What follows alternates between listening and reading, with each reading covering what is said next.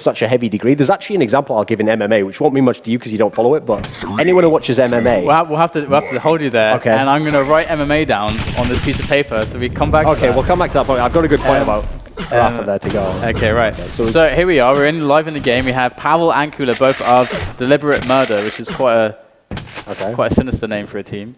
However, Kula...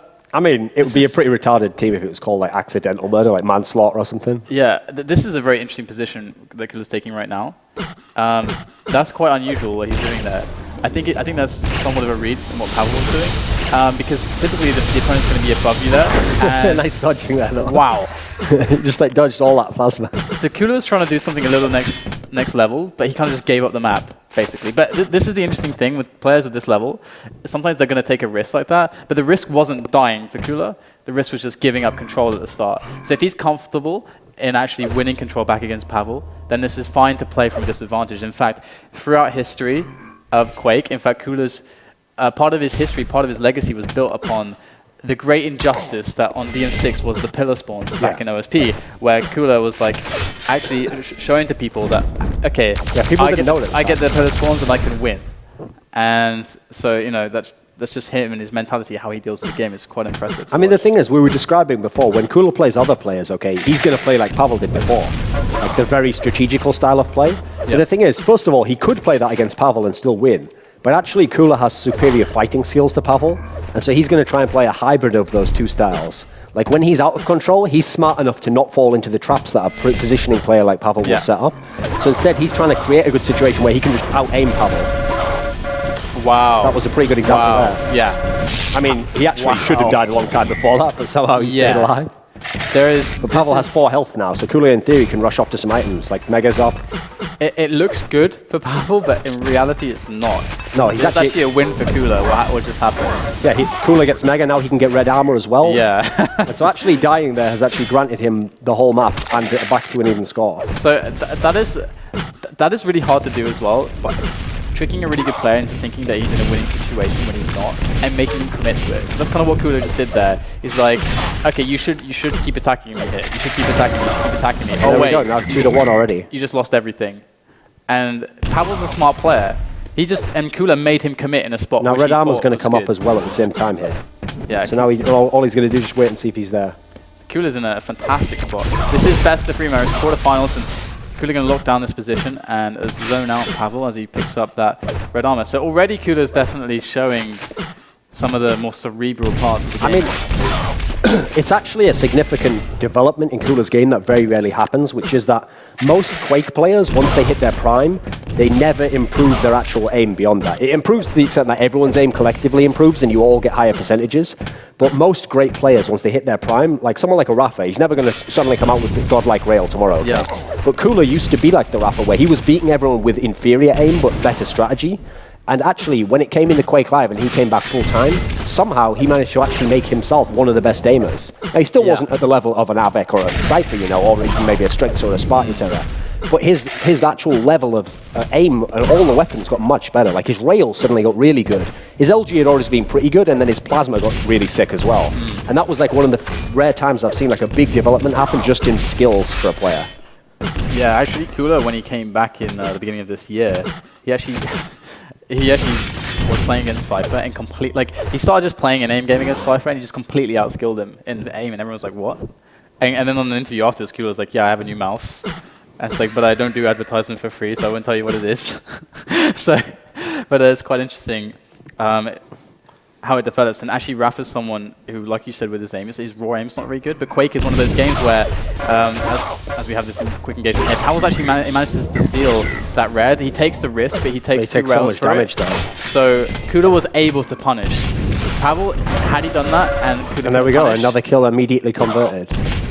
It was a risk that I think it was okay from Pavel, because Kula has to perfectly execute there. And if he doesn't perfectly execute, then Pavel comes away with a more or less even situation. That kind of in the long run works in his favor. This is what you were talking about though. When you said before that when Pavel faces the bigger boys, like then that's when he like loses or he plays kind of a bit strange. Yeah. I think part of it's like I was mentioning before, he actually is on the reverse end where he has a style that he wants to play, but versus Kula he knows like not only can I lose my own style, he can play my own style against me, but he can also actually like abuse the downsides of my style with superior aim, and he can beat me even in fights where I think I'm taking a good fight now. This should be good for me. Like, somehow, either I come out on, I get the item and he kills me enough that he hits me enough that the damage is evened, or I just die outright when I felt like I was going to win this fight. And that's like, then you're just questioning yourself because you can't play your normal style because you know, like, oh, I have to do something different. And a lot of how these players play is the comfort of their style, knowing that it will work if they just execute. And actually, Pavel managed to build up 180 armor. So really, his one chance in this game completely hinges on this. Now this Mega is going to do with this stack, and he's committing. Look how much damage he's taking now. This is it, though. If he can make it happen, he barely does on the Mega. And really, the entire game hinged on that point for Pavel. He was actually able to make the frag, get the Mega, and he comes away with enough to make a play onto the red against Cooler off the spawn. So Cooler wants to slow him down here. He knows that he can hit one rail here, or even get lucky and hit two. He completely cripples Pavel and really slows him down, which is very important because Cooler realizes he's very good at the same element of Rafa, I feel, where they're both hyper-conscious to how can I lose this game when you're in a position. Cooler's aim is really good in this game. Like that vertical rail down was pretty nice, and his LG's actually been better than you'd expect. There's been fights where when we're watching Cooler, you're thinking, well, he should lose this fight, definitely. He does, but he stays alive way longer and he gets Pavel really low with his LG. Defending here, bit of a peek from Pavel. And this is a very tense moment of the game for both players because, again, it's just 3 frags, it's 3.5 minutes to go, so it's very doable for Pavel, but Cooler with that 50 armor, this is really, he's going to have to show a very special level of evasion, and to do so... I mean, he's the best player at that, though, I think. You have to read Pavel perfectly to do it. Like, I remember 2 famous series best of 5s he played against Avec, where Cooler played the entire game out of control and won the games. Like, he was just incredible at never getting caught when the other guy was in full control. And the problem here for Pavel is this is like uncharacteristic to have to try and still get the items, but then pressure his opponent as well, force an engagement somewhere. And so you can see it, he's like uncomfortable. He doesn't actually know which way do I commit and go, which item do I give up so I can push after them. That's one of the skills, actually, we can maybe talk about later, that Avec and Cypher kind of pioneered in Quake Live, was when to give up the red so that you can either get a kill where it wouldn't have mattered, like your opponent couldn't have got to the red anyway, or when to give it up because that will then force an engagement that you can then just win with your aim skills. Yeah, that's actually a really interesting point, like giving players false confidence. Oh, that was a very nice grenade connection from Pavel. And after doing so, he just rockets him straight over. And he just can't find Cooler here. He cannot, and Cooler's managed to build himself up to 150 armor. That's the kind of critical point. Past wow, he jumps over him. My God. And that's the critical point where the player can defend quite effectively if he has good position to defend from, and hits the first. This is just exceptional aversion from Cooler here. He is. He's not only not even being found, he's not even being seen. He disappears just before the guy even comes on the corner. Beautiful prediction rocket there. Hitting Pavel square in the face as he picks up the Mega. When Pavel loses this map, as it looks like he's about to, this is going to be the most frustrating loss ever, because you basically spent half of the map in full control, running around, and you never got a chance at a kill or to win the map, you know. That's like, you feel like you just wasted 5 minutes. And Cooler's like, oh, well, you take all the reds, and I'll just stay on 5 kills, and you have 2 kills, and end the game like that. We need to have like a small screen, like in CPMA, so you can see Cooler's perspective. When Pavel was peeking into this room, Cooler was just waiting there, and Pavel was waiting there as well. They were both waiting there for about 10-15 seconds each, and they were both just dead still. And Cooler's just sitting on the steps. I mean, look at this. We're almost at 9 minutes now. The scores are exactly the same. And it's not like Cooler's on 1 health running everywhere. He just keeps leveling himself back up to a decent amount. Here goes Pavel. He's just going to go for the straight-up chase now. And he's left it a bit too late, I feel. And there's a teleporter. Because also a downside of Pavel's game is he's not someone who has like super sick movement where he can move across the map incredibly quickly. Even when he's in full control, he tends to move fairly slowly, actually. Like, he moves bit by bit through parts of the level. So now he has to go berserk to even catch him. And so, like I was saying, this is actually like a really disappointing loss if you're Pavel, because you kind of just being like outgamed. Yeah, completely. Cooler's just showing that if he doesn't want to be found, he won't be found. Which really shows a lot. It like really tells you who's the boss in the game. No, Cooler is like the Russian Macaulay Culkin, you know. He's like, you know, I am going to stay alive. You won't even get to me till the end of the movie. Yeah. First of all, you got to go through all my traps. Alright, so you're the first person that may have made a reference to Home and Alone. Home Alone. Home and Alone. Home and Alone. What, Home and Away combined with Home Alone? Oh my God. home and alone, but not okay. It's really interesting because you made the points as closing on the first map. You made the points, something I wanted to briefly talk about. It's another sports psychology concept. You're saying how Rafa, or we were talking about aim basically, and Rafa was a player who sometimes, okay, you say his aim isn't really out there, but sometimes he hits like 90% rel, and I think the distinction for him there is that I believe that a quality of the people who are naturally really, really good at aiming is that they have like this incredibly great degree of presence of mind that, for example, you always perform and execute better. Like the whole reason that you practice really hard and then go into the match is that you train your body already to react, like subconsciously. You're already reacting. There's no conscious thought because that slows everything down. So if you can just stay completely present and just remove the conscious brain from everything, of course that makes you kind of maybe less a cerebral player to adapt as well. But I think it has an amazingly powerful effect on your aim. And I believe the way that Rafa plays, because he's always just thinking about position. It's just position, position, position. And so the aiming doesn't matter to him at all. So he gets to really hit that zone where if he hits or not, it doesn't matter to him. And I think that's why sometimes his aim is absolutely looks way more incredible than like his raw aim really is. So well, the other thing is the thing that 0-4 taught us about Quake, okay? 0-4 looked like he had the best aim in the whole world, but in reality, he had really good aim and the best positioning. Yeah, when you have positioning, you set up shots that become easier than if you have to hit that whole angle to shoot the rail, or if you already have the crosshair on the corner where he's coming out, you know. That was what he kind of taught us in the game. And right off the get-go here, we're having Pavel. He does manage to steal away the red, but there's like damage exchange for both players. They're actually completely even, so this comes down to weapons and positioning. Pavel knows he's in a lot of trouble here because he doesn't have effectively the tools to deal with this. If Cooler comes out with the lightning gun, he's in a lot of trouble, but that's actually not the case just yet.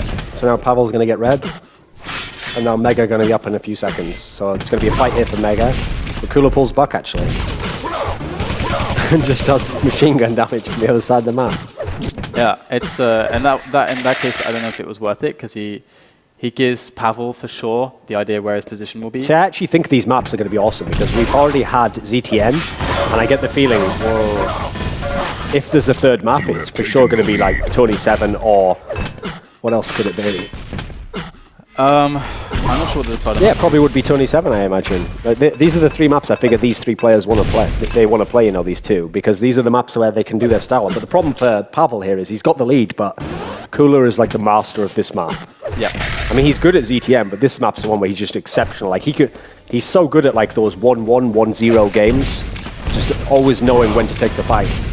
The only person I've ever seen him consistently beat him on this map is Rafa, actually. So Pavel, looking at a sec now, it's relatively even with, but the distinction here really is that the mega health, and Cooler actually has decent positioning around it, but Pavel's going to come out and steal away positioning, takes the LG engagement. Look how much LG he's done, and he still hasn't killed Cooler.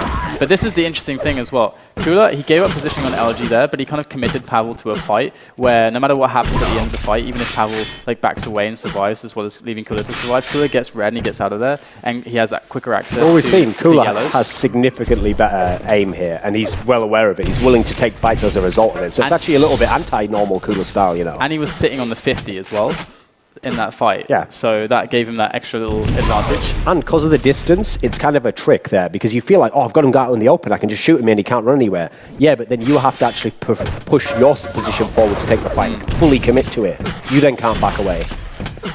And now Cooler's back in control. Full control. And it's 1-1. And this is, yeah, it's really amazing how Cooler has managed to do this. And this is going to be a kill for easy. Wow. That was free. And it always looks like he's in these terrible spots, and it almost looks like, but he always looks so comfortable. It's like on Blood Run. He's like, he took a risk, it didn't work, and he was right at the start of the game. Okay, I'm in a big disadvantage. I'm totally out of control. But he manages to find a way back into the game with a very smart use of his skills. Well, the funny thing is, you were talking about aimers there, and part of what makes the great aimers so good is that it's like they don't get affected by whether they miss or make a shot. And so the reason they can hit 5 rails in a row is that they don't think about, like, I just hit 4 in a row, so I probably shouldn't hit the 5th, you know, it'd be so unlikely. They just each time mentally reset and just hit the next shot. Well, Cooler's like the same in terms of the game, and same with Rafa. when they lose a bad situation, other players think, oh, I messed that up now, do you get it back? I need to do something crazy. They just think to themselves, okay, there's one situation, I'll create another favorable situation. Did that work out? No. Create another favorable situation. And they know that if they keep doing this, that in the same way as out-aiming someone will eventually start to get you back in the game. Yeah. So Pavel has every opportunity to come back in the game. He's got a lot of time left, and he's going to get caught here. This is very bad. Let's get going here, though. Look at these rockets. Oh, man. Huge setback. And he knows he can't exit without getting at least one in the face. Huge setback. He'll probably try a rocket jump, I'd assume, here, because... Pavel's completely stuck. This is... There's really, like... Oh, here we Cooler go. can kind of sit there all day. Oh, he doesn't fire the rocket, though. What? Cooler, press my Swanbro. And it's fine for him. I mean, he potentially... I mean, yeah, gives he up didn't two need to, yellows. but it would be nice. It's interesting, because he could have just sat there.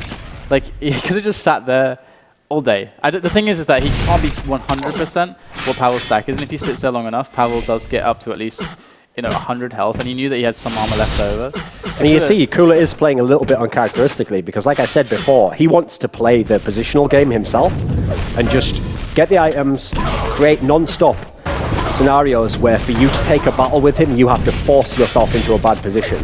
But here, he's still going to take all the items, but then between taking the items, he's going to figure out where you are and actually try and force some fights, because he knows you don't want to fight straight up, especially when the worst stack.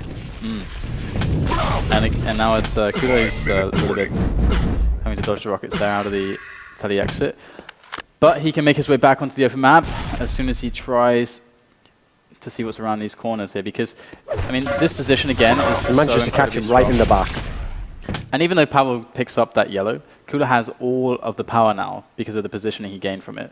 It's more or less now just narrowing down the correct path that Pavel will take. I mean, this is Cooler's world, and Pavel just happens to live in it. I should rename it from Lost World to Cooler's World.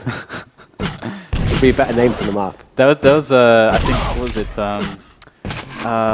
in Quake World, the Castle of Vanna and Castle of... and the abandoned base. It was the abandoned base, was it? I can't remember. Angus abandoned. I can't remember. Castle of Angus as well. Yeah, Yeah. it was called the... I think Castle of Despair or something, Valor's wasn't it? abandoned base. Valor was so damn good on DM3. But we always if you put me in front It's together, E1 M2, but okay. we're gonna end up talking about Quake World. It's just gonna happen. Right, I'm only here to talk about Cooler and Quake World as well, I just have to figure ways that I can shift the Quake Live tournament into those conversations, really, And interestingly, Cooler's doing the standard thing, maintaining position and just cutting Pavel down. I mean, Pavel's managed to get his armor up a little bit, but the war of attrition is going to eventually kill him unless he can do something very smart. And that is going to happen right now. He steals this red armor. He only really netted about 30 armor from that. I mean, it wasn't highly successful, but at the same time, he does deny that from Cooler. But Cooler's so stacked anyway, it doesn't amount to too much. This ambush on the Mega could prove to be a very smart move from Pavel, as he does bully his way onto that, and that really shows you how important it is. But if you notice, every time he steals an item, he takes like a decent amount of damage in doing so. He never gets it cleanly. It was very well played from Pavel though, because there are two things at play there. The first thing was that he got just enough armor to make a peak like that. He hit the right rocket, and he knew exactly when Mega was going to spawn. That formula allows him to steal the Like, look at the way Cooler is he's doing almost like Cypher style here, where he'll just like do damage to you, peek back, do damage to you, peek back. And there's basically, you can't actually win this fight from that position if you're Pavel, unless Cooler fully pushes out and lets you just shoot him the whole time, because he's got the head height advantage. And very frustrating for Pavel. Very annoying position for Pavel. And then there's the free red for Cooler. And now it's just a case of there's the fake Now he rocket fakes the rocket jump. Yeah. Very DM4. See, if Pavel loses this series now, so imagine Cooler wins 3-1 now. This is just going to feel for Pavel like, what was the point in me even playing that series? Like, I never actually had chances to win. Like, it just feels like every time I was just picking up armors, and then I was never able to do anything with them. And Cooler, I mean, Pavel does have this. He's in the situation he was on Blood Run now. It's like he's not so many frags behind, but will Cooler ever let him find him? That's really the question. Cooler even goes out for a bit of an engagement there. He realizes that Pavel didn't have the right weapon out. Yeah. And that really hurts. This slows down Pavel massively. That was a very calculated move. Very calculated move from Kula there. Because most people think, okay, you just want to avoid them. You just want to run and preserve your health and armor. But Kula's like, no, I'm going to invest in losing most of my health and armor to slow down Pavel and to limit his options so that every move he has to make is like a really hard choice, and it's like he can't make it with certainty. So that puts Kula psychologically in a great position. And defensive damage becomes so much more powerful if they can only take 1 or 2 rockets. So. And now he's literally got Pavel in a situation where Pavel's having to do stuff like rush headlong after him or rocket jump up into him while he has an LG, so you can't take these fights, unfortunately. And Kula completely misexecuted that fight. 1 minute left to go. But because he'd already done Pavel so much low damage, health. It should be okay. Pavel really low health, actually. And he's gonna drop for the red. Pavel knows he's there. Pavel has to go for the drop. He's got to go for the crazy risk. Yeah, the low percentage play. That wasn't too good there, though. Because he's now got 40 seconds left. And Kula can wait there all day. He's got an armor advantage. Pavel has to go now. I think Kula just runs here because he just heard him get the mega, and he doesn't know he has no armor, so maybe he thinks that he got the yellow. Both yellows are off. And here it is. This is the fight that ends the game. And Kula is looking very, Kula gets the yellow. Oh no, he doesn't have the health, I don't think. But he's, oh my god, 1 HP! 1! Oh, he goes down, ties up the game in 15 seconds. Pavel doing what he did. So now we've got an interesting map. Pavel is, he's tied many games in the last 15 seconds in recent FACEIT Cups. But let's see how this goes. Overtime number 1. Kula's not in any threat at the moment from Pavel. Pavel is menacing, but he's not able to really get to Kula just yet. And he's going to go and prioritize some item pickups. As Kula, again, just delivering constant pressure with the position that he's got, which is really, really good because it shows him exactly where Pavel's going to go, which allows him to make that informed decision. Okay, how do I avoid him? What is available for me to take? And how do I make my next decisions? That positioning is so important, not just because of damage, but information is key. And Kula now, being so informed, is able to build himself up to 180 armor. And Pavel doesn't have much of an advantage. Oh my god, Kula jumps straight into Pavel. Pavel even has the 50 advantage, but oh my god. He was so winning that fight there until he dropped there. Because first of all he got LG'd, then he lands in the lava. He had like 100 plus, he had like 130 at one point in the fight there when he had already hit Kula with a decent amount. I didn't see how many cells Pavel had. I think he just about ran out there. But yeah, that's why he dropped. I think that's the only reason that Kula takes that fight, is he thinks that Pavel will run out of LG cells in the fight. And if that's the case, then now Pavel with no armor is stuck here with 64 health. Really well played. And he makes the mistake of going for the RA. That was so nice by Kula, seriously. And now look, the overtime is almost over. And Kula is just sort of like, hey, hey. I say something in Russian that only you understand. Man, that was in Russian, that probably means like, come at the king, you best not miss. that moment with the LG was really amazing. Or maybe it means like, my world, my rules. It's probably not even as good as that. I'm like imagining it, it's way better than it is.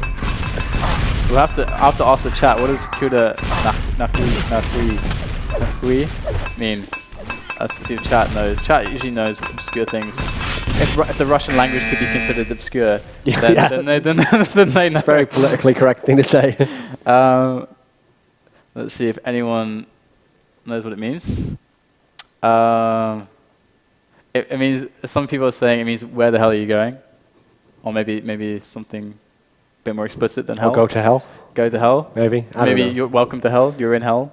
Welcome to Kula's the VIP world. section of hell. Yeah. I've got your table reserved for you. Full bottle service for the night. All right.